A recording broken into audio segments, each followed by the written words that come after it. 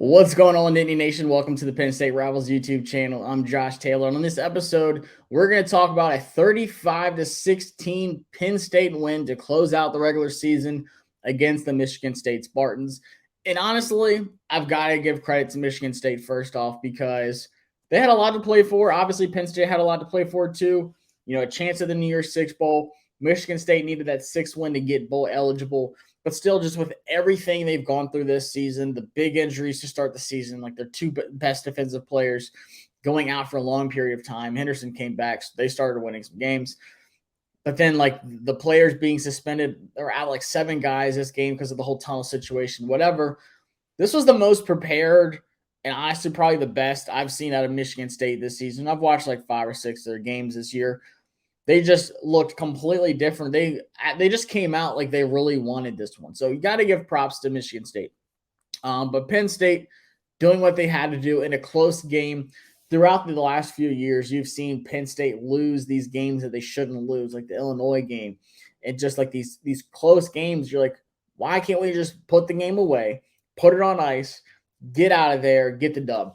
And that's what they did this game. Obviously, a lot to talk about with the seniors and stuff like that. But let's start with the defense. The defense showed up as it has throughout most of the year. Obviously, you really want to get that Ohio State-Michigan game back and run it back.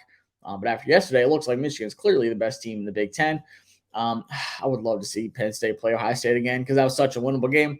But anyways, defense caused 3 turnovers, 2 fumbles, and then Kalen King had an interception.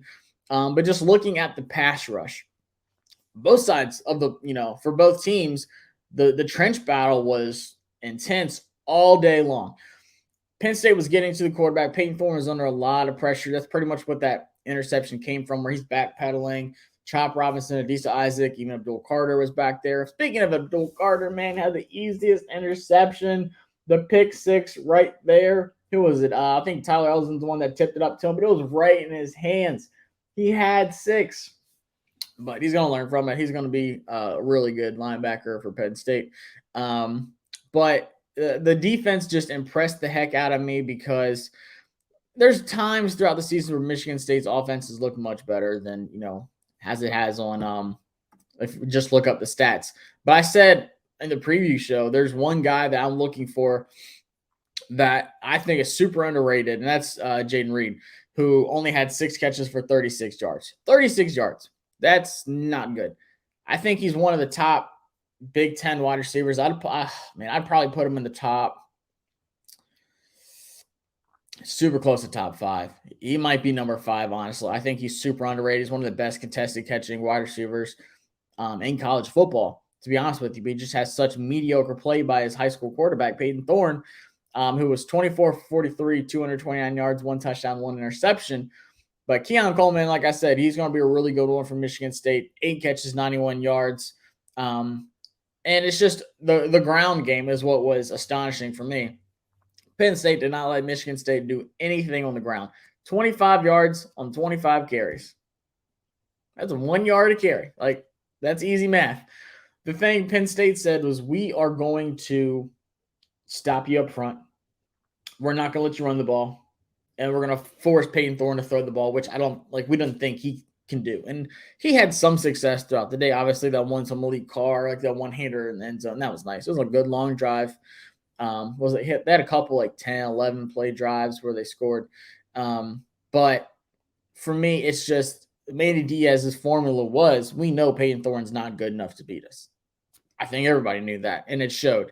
The thing was, it was too close for too long. You're talking 21-16 in the fourth quarter. You're like, this is way too close. You got some missed field goals. It just felt like this had the potential to be one of the stressful games that Penn State just ends up losing somehow at the end. They couldn't put it away. But Sean Clifford in his last game, James Franklin, great play call. That 4th and 1, I want to say it was 4th and 1. The screen pass to Nicholas Singleton at the bottom. They had 4 guys at the bottom. Michigan State had 3. For some reason, Mel Tucker did not call a timeout. So you've got 3 guys blocking 3 guys, and you've got Nicholas Singleton in open space. That's a formula for scoring a touchdown, if you ask me, and he did. So that put it up. And then, of course, Sean Clifford's dime to Keandre Lambert-Smith in the end zone, his last touchdown at Beaver Stadium, was it 35 yards, just in a bucket right over the top to him. Actually looked very similar to his first touchdown as a Nittany Lions. Go look it up. I think that was like 34 yards too. But just still a gorgeous play. But as close as it was at the end there, once again, like I said, Franklin and Clifford both just said, we need to put this thing away. Scored 2 touchdowns right there in the last like 5 minutes to take it up 35-16. But Clifford he didn't have the flashiest stats, but he was as efficient as he had to be. 19 for 24, 202 yards, 4 touchdowns, 0 turnovers. 0. That's the big thing. Michigan State, don't sleep on them. They've got a good defense. I mentioned, Cal Halliday before the game. Big time guy, one of their tackle leader on the team. I had 19 tackles against Rutgers, something crazy. But then they were out a bunch of guys. So they just looked feisty. They were all over Clifford throughout the game. The offensive line, for Penn State, obviously has been banged up, especially recently. But Michigan State knew that. And they were attacking with some delayed blitzes. They were showing some stunts that Penn State kind of struggled picking up. But there was a couple times Clifford got hit, and he got hit hard. And even the broadcast team was like, I don't know how he held on to it. I think it was in the third or fourth quarter. There was one time he got hit by 3 Michigan State Spartans. And he just came down, and I was like, oh, no, please tell me he's holding on to that. He did. So you've got to give props to Sean Clifford. Obviously, his last game, there's so much emotion in this game.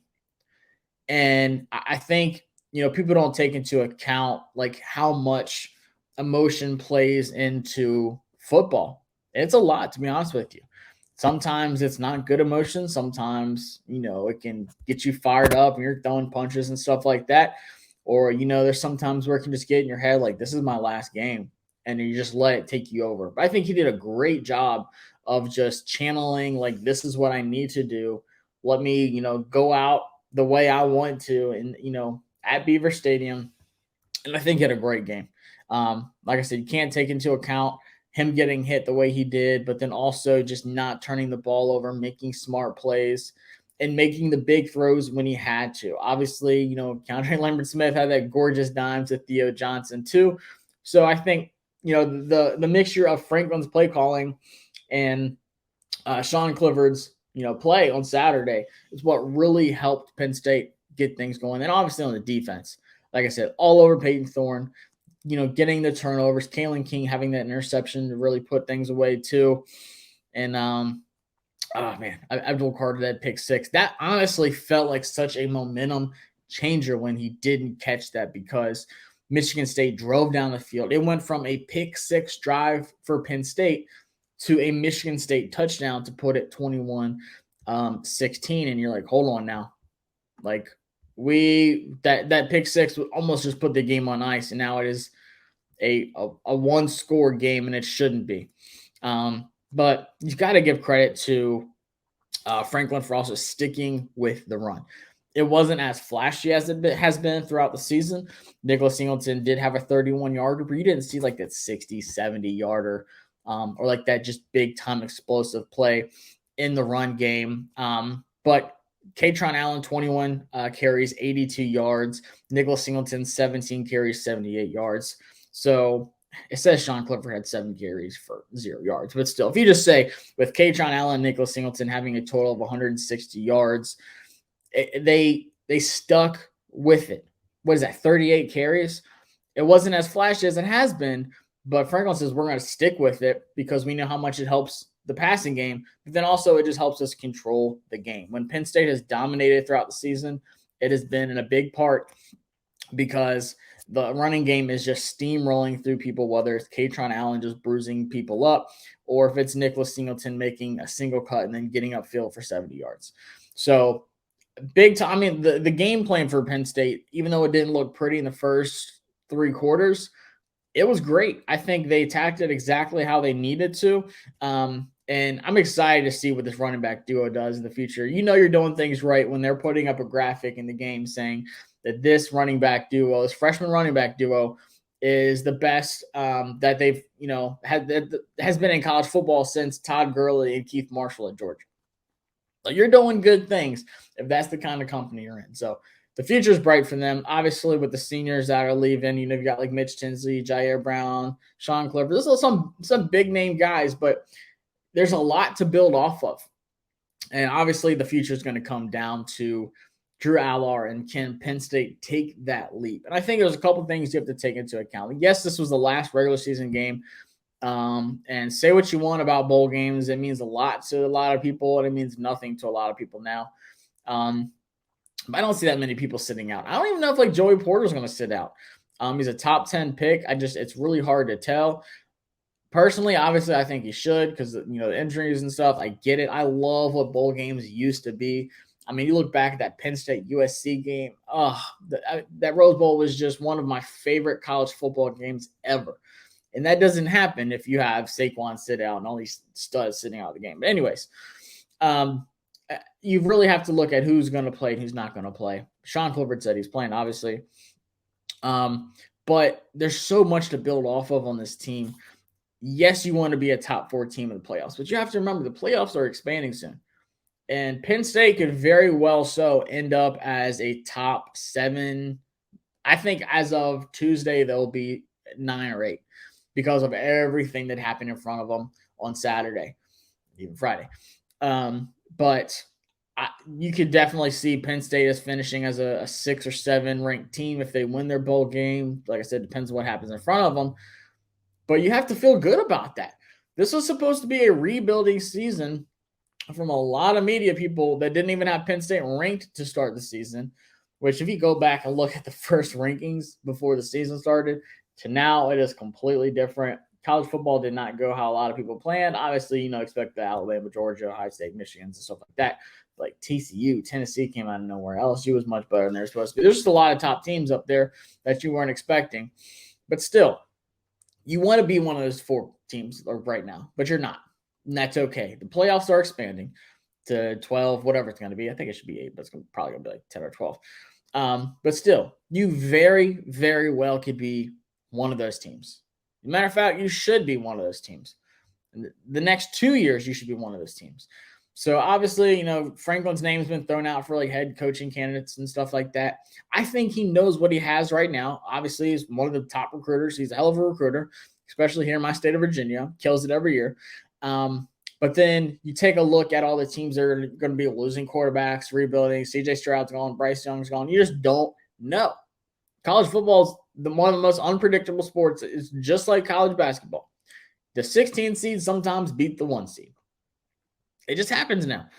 So he knows what he possibly has in Drew Allar. He knows what the recruiting looks like, and he knows how good this young, team is. All these playmakers, Zakee Wheatley, like I said, the running back duo, Kalen King. You got a lot. Abdul Carter. Like there's a ton of good young players on this team. You just want to be good enough to make it into those playoffs next year, the year after that, moving forward.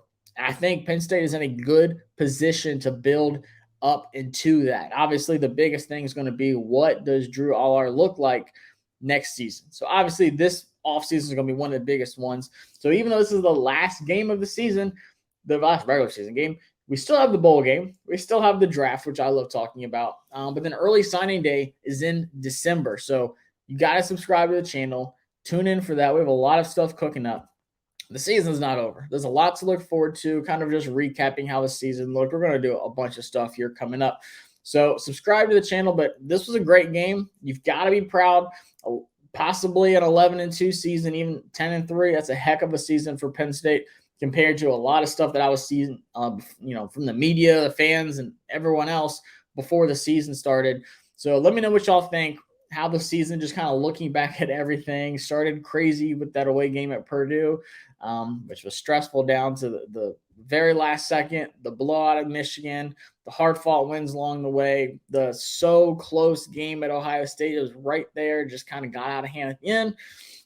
But then dominating teams like Auburn, dominating the rest of the Big Ten. I think Penn State exceeded expectations. So let me know what y'all think. Like I said, subscribe to the channel because we got a lot of big stuff cooking up with recruiting. Obviously, basketball season's coming up too. So subscribe to the channel and subscribe to the website, pennstate.rivals.com, for all of your coverage on Penn State athletics. I'm Josh Taylor, and I'm not going anywhere. We still got a lot of football to talk about. And kind of have to wait to see what happens with, the Big Ten and who loses, who makes it to the playoffs. And obviously, we'll find out where all the bowl selections go and where Penn State's going to be going. Might be Orlando. We'll see. Chance at the Rose Bowl, possibly. Who knows? So like I said, stay tuned. We're going to keep you up to date on everything here on the Penn State Rivals YouTube channel.